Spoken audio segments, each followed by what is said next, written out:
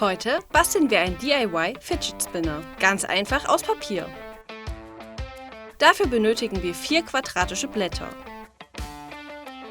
Jedes Blatt wird zuerst zweimal diagonal gefaltet.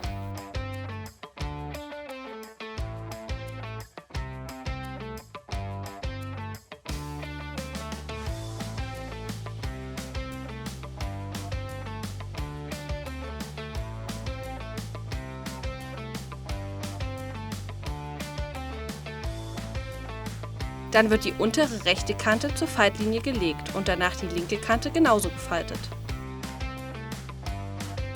Jetzt das Blatt um 180 Grad drehen und die Schritte wiederholen.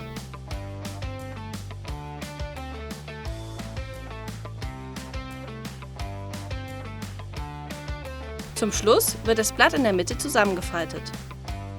Nun wird die linke obere Kante zur Mitte gefaltet, das Blatt umgedreht und dieser Schritt erneut ausgeführt. Danach die Falten wieder öffnen. Diese Falttechnik wird bei allen 4 Blättern wiederholt. Jetzt werden die Blätter so übereinander gelegt, dass die Spitzen nach außen zeigen. Dabei wird darauf geachtet, dass in der Mitte ein Loch bleibt. Das letzte Blatt wird unter das erste geschoben. Nun werden die Blätter immer weiter miteinander verflochten. Dabei wird die Spitze jedes Blattes immer übereinander gefaltet.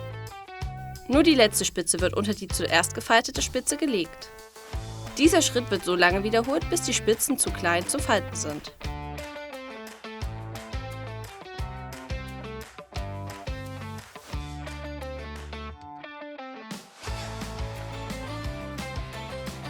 Dann wird das Ganze umgedreht und der Vorgang auf der Rückseite wiederholt. Auch hier werden die Spitzen immer übereinander gefaltet, wobei nur die letzte unter die zuerst gefaltete Spitze gelegt wird.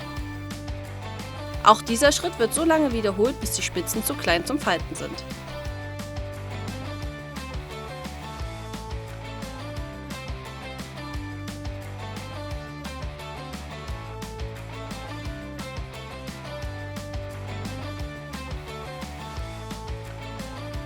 Damit der Spinner stabil bleibt, wird er gut festgeklebt und zum Trocknen beiseite gelegt.